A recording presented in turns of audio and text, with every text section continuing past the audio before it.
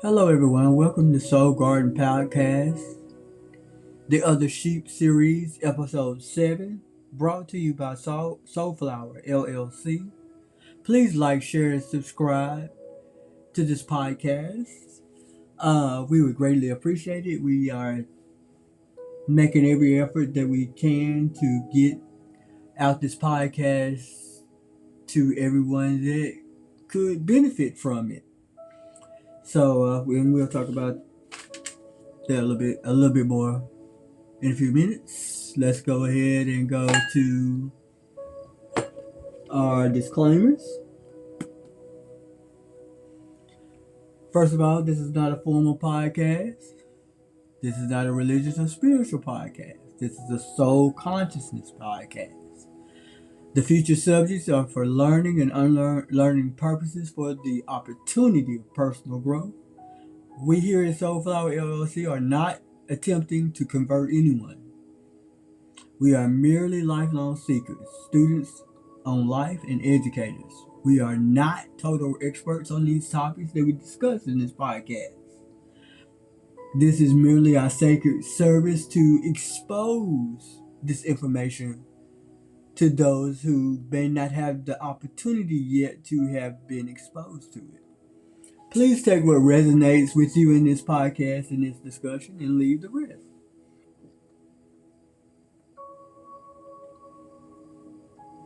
This is not a podcast for kids under the age of 18. So parents, you know what to do. Lastly, we don't reach out to you for services. We are only on Facebook and YouTube right now. If you get something from WhatsApp or Instagram or anything other than Facebook and YouTube, which is the only logos that you see on these presentation slides that we're providing for you, then that's somebody else. That's not SoulFlwr LLC from Tennessee. We don't own the rights to this amazing music in the background, and we do not own the rights to most of the material that we discuss. We do own some of the terminology that we will coin later, but mostly it is concepts that is accessible to anyone on the internet. All the material from the Other Sheep series is from our studies.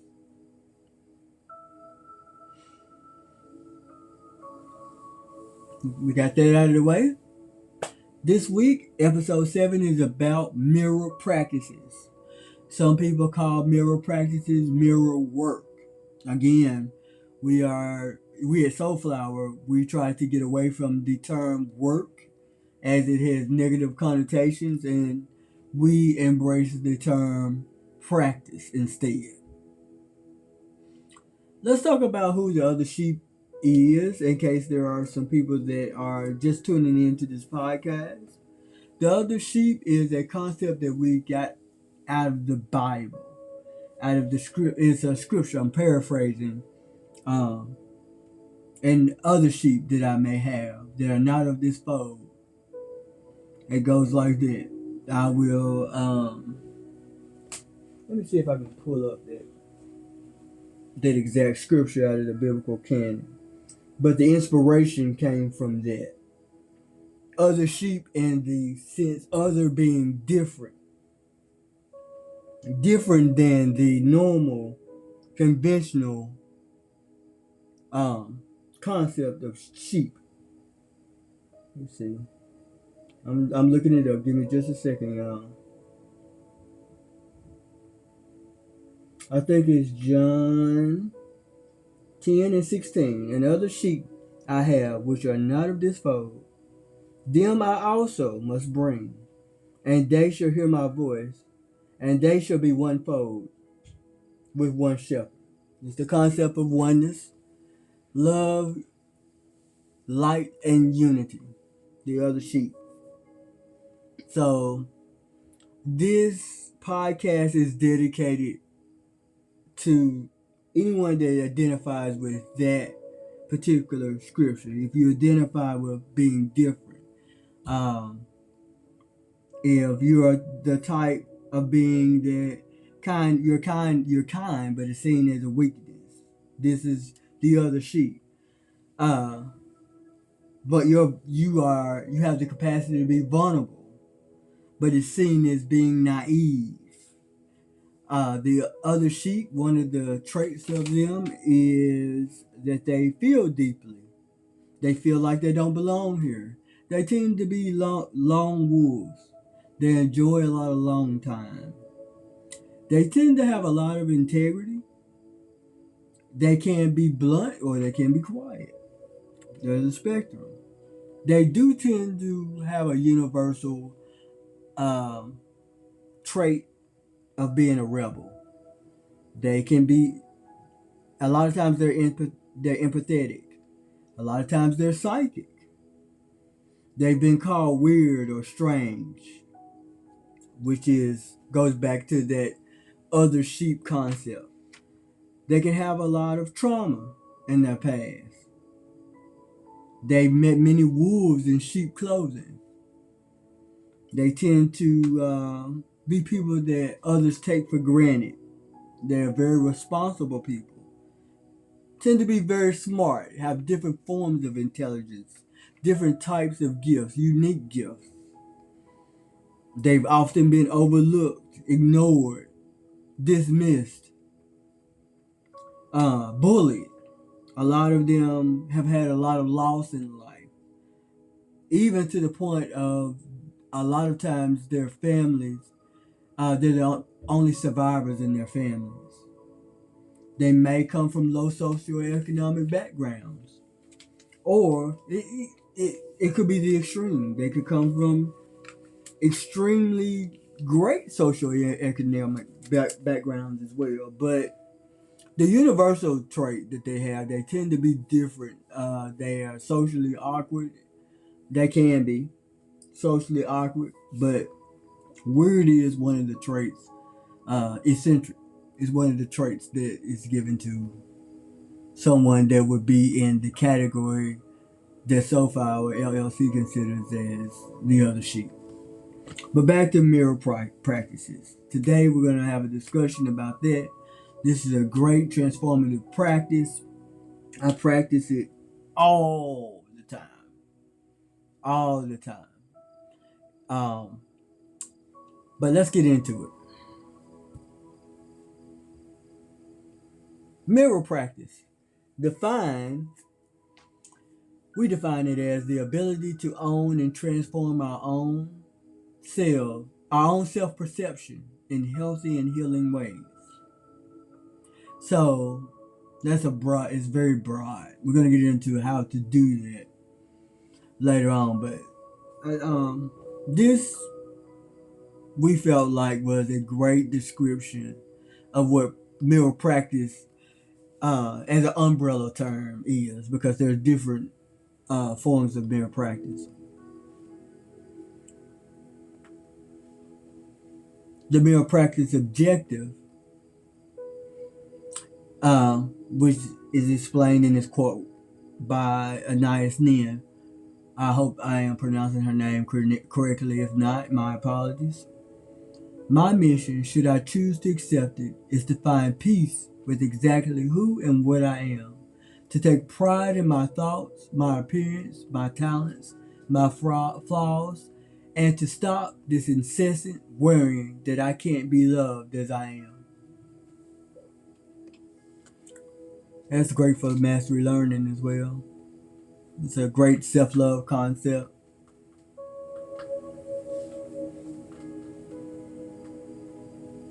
Our mirror practice goal, what we discovered in our path, is that we are to take responsibility, take personal responsibility. We can't change our circumstances all the time. We definitely can't change the seasons, and we damn sure can't change the wind. But we can most certainly change ourselves. Put that in your pocket, because that, in essence, is All of as SNS is mastery learning.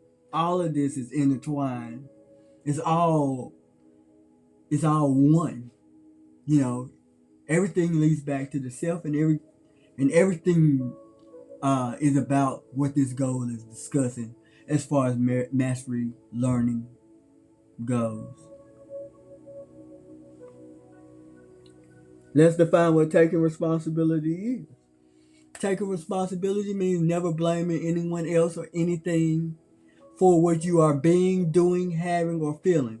No one can make you be anything. No one can make you do anything. No one, well, they can, with the exception of violence.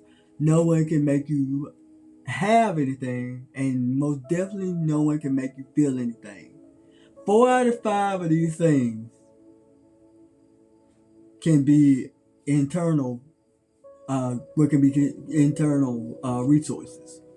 So that means we have the capacity, and we have the capacity to manage those aspects of ourselves, those inner aspects of ourselves. Our inner world is what we're being, and what we're having, and what we're feeling.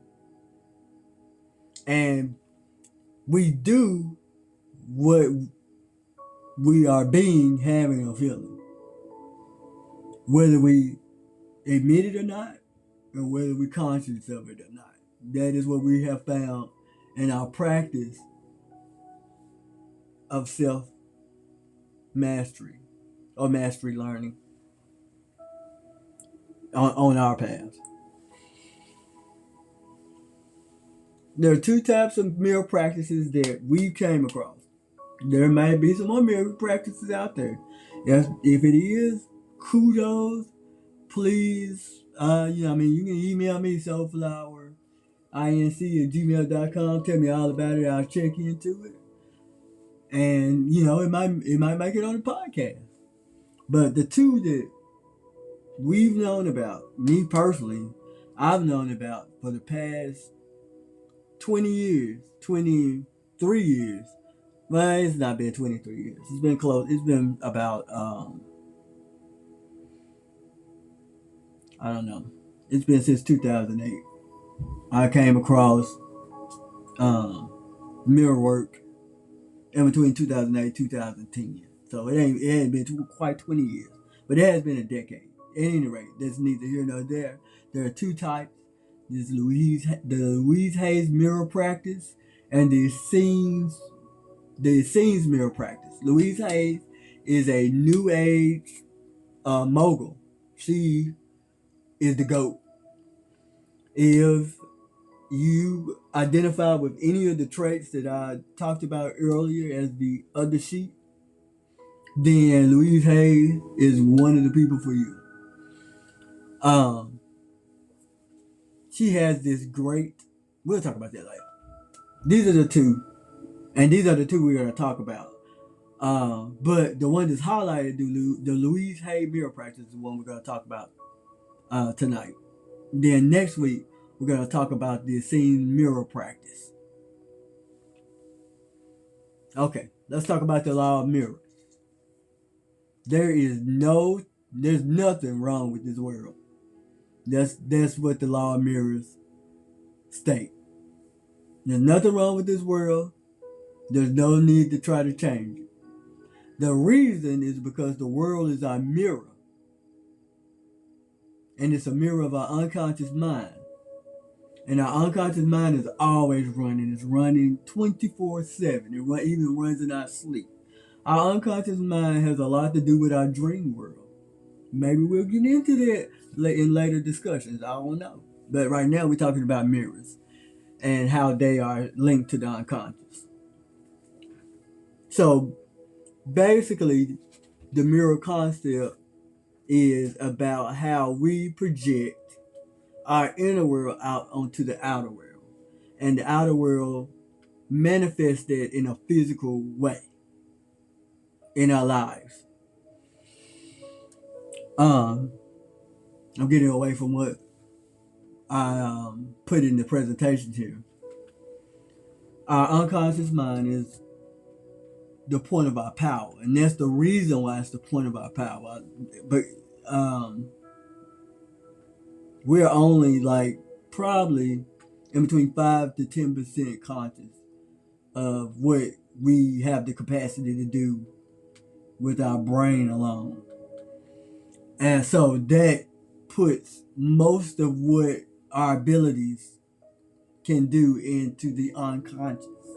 So that's why we say that the unconscious mind is our point of power. Then we have to tap into that and access that shit so that we can manifest the lives that we want. But let me read this for the sake of, because I took all the damn time to type it out. The world is an outer manifestation of our inner thoughts, world, and state of being. We observe our outer world to heal our inner world, thus accessing the power to create the outer and inner worlds that we desire. So the idea here is to use the concept of mirrors to tap into what we use the concept of mirror because we're projecting what's inside out. So we're looking at what's outside to see what's going on on the inside so that we can deal with it. I hope that made sense. It sounded like it was all over the damn place, but there you have it. Read what's in front of you. That's all I can tell you.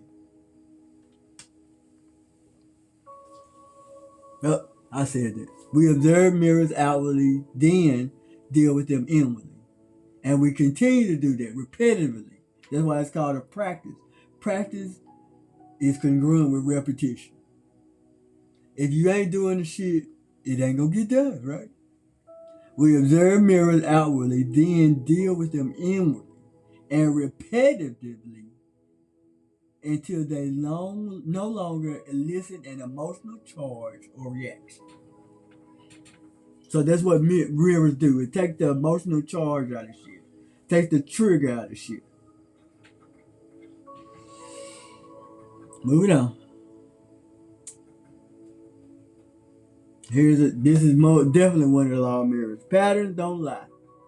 So when you're looking at mirrors, when you're looking at mastery learning, one of the two things to look for is patterns and common denominators. That's going to help you every damn time. And any concept that we present at SoulFlwr LLC, if you look at patterns and you look at that common denominator, I'll add that later. But you look at that shit, that's where your mastery learning is gonna be it. Through those eyes. Mirrors tell us what we believe about ourselves and how that is playing out in our environment. So basically, what we think, the three facets of creation are thought, word, and action. Thought, feeling, and action. My bad.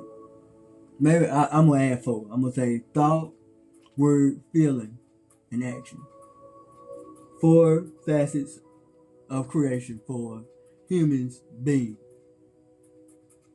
So, if those 4 facets are how we manifest our outer environment, then we can look at our outer environment to see what we're thinking, what we're saying, what we're doing, and what we're feeling as well. We can look outwardly and inwardly because people gonna mirror that shit. They're gonna project that shit back to you. So you don't have to worry about not knowing. If you're practicing self-awareness, if you're practicing with the intent of self-awareness, you will become aware.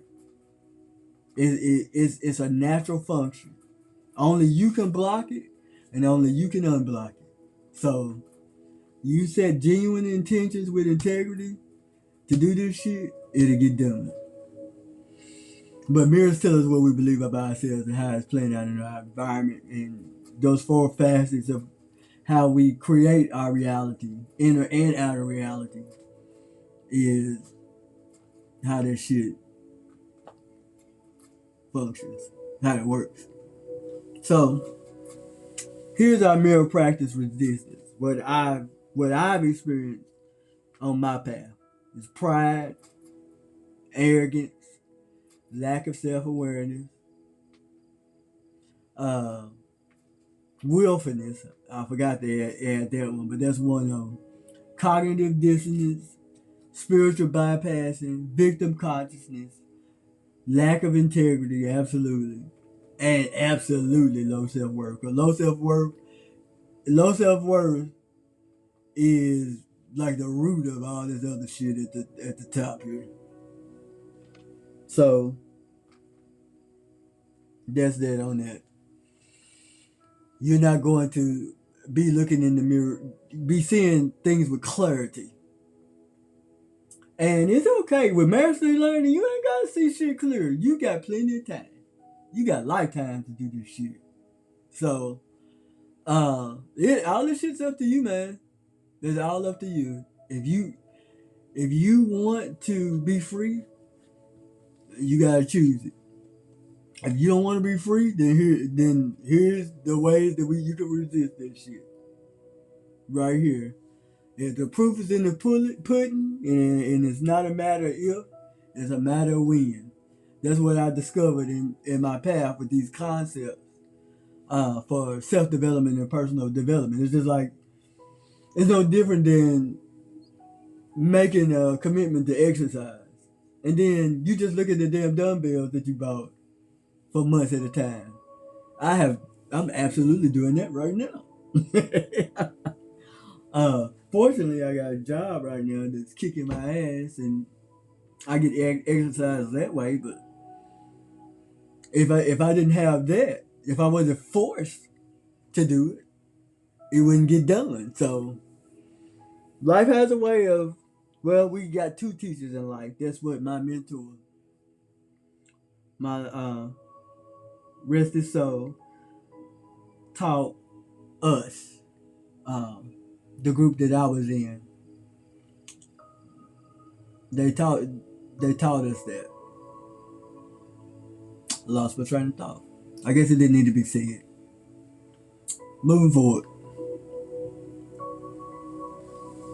All right, so we're going to get into the first type of mirror practice that we're discussing for the podcast, and that's the Louise Hayes version of mirror practice. This is a badass chick, y'all. She was a badass chick. I would very much recommend you looking her up, researching her concepts. This was one of the best healers we had on the planet. She healed herself from ovarian cancer.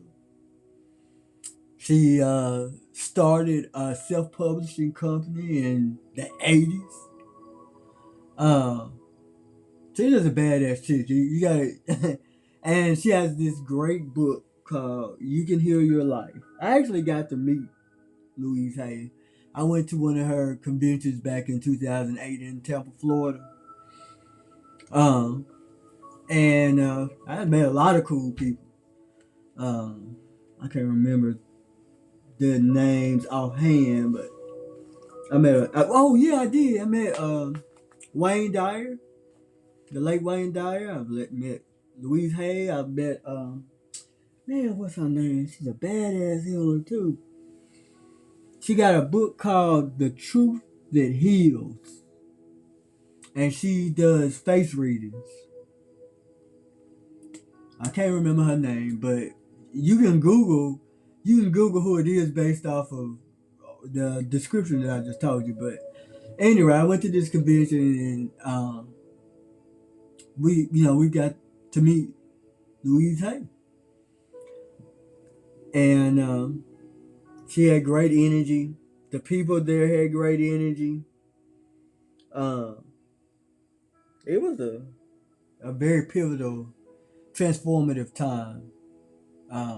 I went with my Soul Tribe at the time, and we had a blast.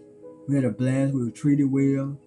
It was a very, very, very uh, great trip. But anyway, back to Louise Hay. She got this awesome mirror practice, and we finna get in how to do it right now. Come on. If it's a chair for it. Alright. So Louise Hay version of mirror practice is you actually get in a mirror. I practice it in my bathroom mirror. And you recite words of affirmation or mantras in order to achieve personal transformation while looking in the mirror. So you're looking at yourself and you're telling yourself different phrases that you either researched or you came up with on your own. My suggestion is for you to come up with your own affirmations and your own mantras, to research what they are, what they mean, and then look at some examples and then come up with your own. That's how mastery learning works. It's doing everything from scratch on your own. And then that way, that knowledge, that impartation can't be taken from you. You walk in a sense of being and knowing instead of being told shit like they've trained the masses to do now. So when I first started doing this shit, y'all, it was hard for me because I hated my fucking self. I was in college. It was 2003. And I was going through a divorce at that time. And I think it was around the time we had first discovered Louise Hay, because the soul tribe that I was in, we started out as a church and then we transitioned into a spiritual community. Anyway, I was depressed as hell. I was going through a horrible depression because I was going through a divorce. And in order to try to get myself out of this very, very deep slump that I was in, I mean, I haven't. That was one of the most depressing moments of my life. It was very disappointing because I had went from the relationship I had prior to my marriage. It ended tragically. My mate was killed, and so I got with a guy at the time, a Christian guy, and that didn't work out. And so I was very, very highly. I had thought I found my person at that time, and turns out that I wasn't his. We wasn't compatible. So I had to. Well, I ended it, and that was that. So it was a horrible. It was a very sad time. I was in a time of transition, and I decided to do this. So I didn't start out coming up with my own affirmations and mantras. I used the ones that Louise Hay has in her book. She has a book called You Can Heal Your Life. It's old as fuck now, but it is timeless. That is a book that I suggest every other sheep, if you identify with any traits that I have coined as the other sheep, you need that fucking book. And I got in the mirror and I couldn't even look at myself in the eyes. I couldn't even look at myself in the face. I already knew I had been looking in the mirror for years, but it was the gravity of my self-hatred was staring me right in the face. And that's what mirror work do. It helps you to face the shit that you ain't been facing. It's literally looking at the man in the mirror. And you will know what affirmations you need, what affirmations you resist, and what affirmations you don't. Because the ones that you resist, you'll have a hard time saying. Or you'll bust out crying, or you'll get triggered, or you'll get distracted. You'll have those traits of resistance. The other ones, they'll feel smooth, they'll feel natural. But that's how I started. That's my story. And that is how to practice. It's basically getting in the mirror with a bunch of affirmations, looking yourself square in the eye, and saying, Nicole, which is my name, I love you. I love and approve of you. I love and accept you. Always. And again, it is a practice. So you do it 2 to 3 times a day, if you can, but at least once a day. To be optimal, 3 times a day. To get a lot of benefits, twice a day. Maybe when you get up and then when you go to bed. But do it at least to have something going on in this area for you once a day. All right, so here's self-mastery learning review, because that's all the Louise Hay thing is. I just wanted to run over this with you right quick. Self-love is always the best love. If you ain't loving yourself, you ain't loving nobody else. We must love every part of ourselves. We must always forgive ourselves. We must always choose healthy versions of ourselves. We walk in the safety of our own authenticity. We always belong to ourselves. We always take responsibility for our lives. Or we're making attempts to do that shit. We ain't trying to do it, trying to fail. We're making attempts. We're moving forward. You always fucking moving forward. Okay? When it comes to mastery learning. If you take 3 steps forward and 2 steps back, that's still growth. Keep going. That's what repetition is for. When you're exercising, sometimes you might lose strength. You don't fucking quit. You don't fucking get up and go. You do what you can. You do your best, as they used to say when I used to do P90X. You do your best, forget the rest. And as Christ said, you let today take care of itself. Be anxious for nothing else. We're letting go of old wounded versions of ourselves that is used to being looked over, betrayed, dismissed, treated as unworthy, insignificant, and not good enough.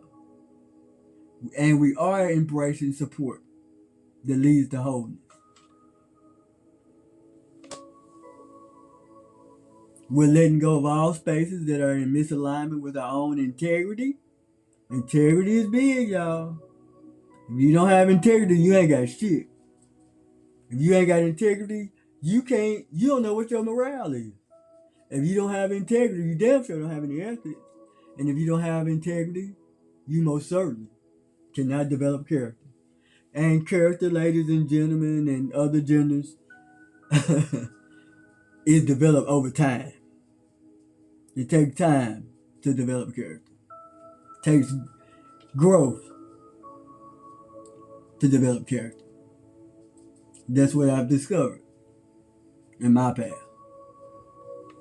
Take it or leave it.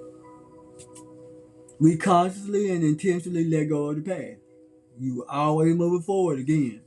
The past must be put in its proper place in order to be better for ourselves. So ruminating over the past is a form of resistance. You're not reinforcing that you're a good person or that you're sorry by dwelling in the past.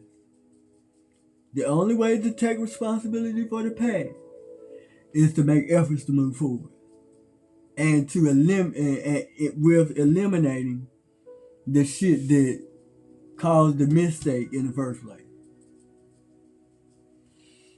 And the past is a learning experience rather than a pity party or a pit stop. Mastery learning. Okay. Here's some things that'll help you in your mirror practice. Willingness, the concept. These are the concepts. Self-love, which you develop self-love with mirror practice, but to maintain and enhance your self-love concept, mirror practice is most certainly a way to do that. Accountability partner is a great way to include with your mirror practice. You're gonna need self-compassion when it comes to mirror practice. you cannot beat yourself up for you beating yourself up is not getting you anywhere. So stay hydrated. Water is very, very important. Again, we're doing things in healthy and healing ways. Mental, emotional, physical, and spiritual. It's all intertwined. It's all one. It's all like parts of the same body. Like one the arm, one the leg, one the neck. Like that. Think of it like that. Therapy, great for mirror practice. Because then you can get the support. You can get some real support with therapy. A long time you're gonna need. I personally am a private person, so my alone time is very, very valuable. Getting outside, getting in nature helps you to stay grounded, to stay present in the now. Journaling will help immensely. That's one of the top ones I suggest to use with mirror practice. In addition to therapy, EFT, EFT is the GOAT. That's one of the top ones too. Repetition, of course. Deep breathing will help for those times that you have resistance with your mirror practice, and meditation will also help with that resistance as well. Because it'll help bring up those things that you're gonna see in the mirror, so you won't be surprised. All right, here's the last bit. It's time for the mastery card pool and the energy report. I pulled two cards actually. Two fell out. And the first one is called Feeling Good. And it says, today, I will let go of my need to be in pain and to suffer through crises. I ask God for assistance in moving as quickly as possible through my sad feelings and problems. I ask for help in experiencing joy, peace, and gratitude every day. I will accept what's good in my life today. That's a great one. And then the other one is maintaining boundaries. Today, I will gain a new awareness of those areas where I need healthier boundaries. I will release my naive assumption that the other person is always right. I will exchange that view for trusting and listening to myself, setting and maintaining healthy boundaries. That's another great one. The energy report. Let me see.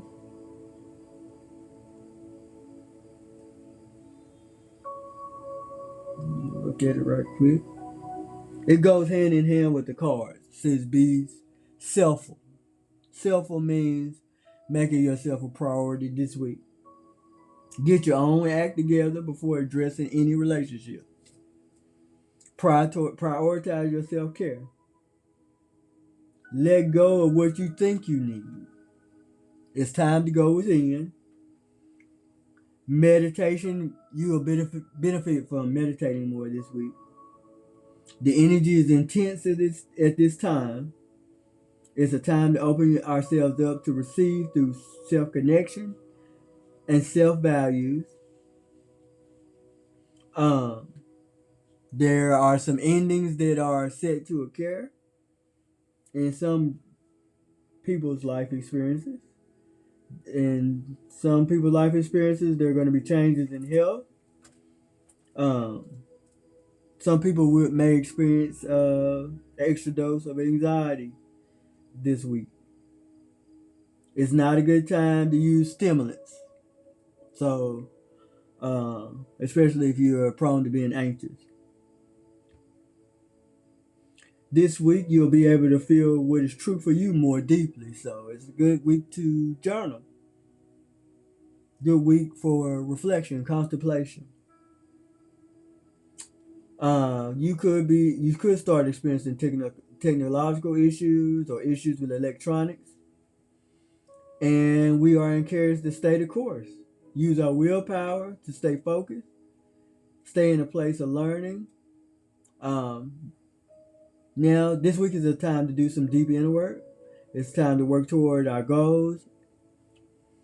And it's time to get any creative projects that you have out. So that is the energy report for this week.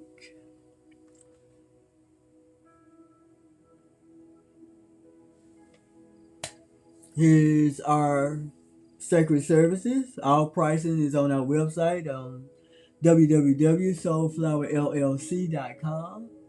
We are present on Facebook right now and YouTube. We do have the payment options for our sacred services on PayPal, Venmo, and Zelle. We'll take a little cash too. That is the end of our Soul Garden podcast, the Other Sheep series, episode 7. Thank you so much for listening. Please like, share, and subscribe to our podcast. Help us get this word out here to get people exposed to this way of learning. We send you our love, we send you light, and we send you unity. Until next week at 8:30 on Sunday, everyone take care, live well, and die free.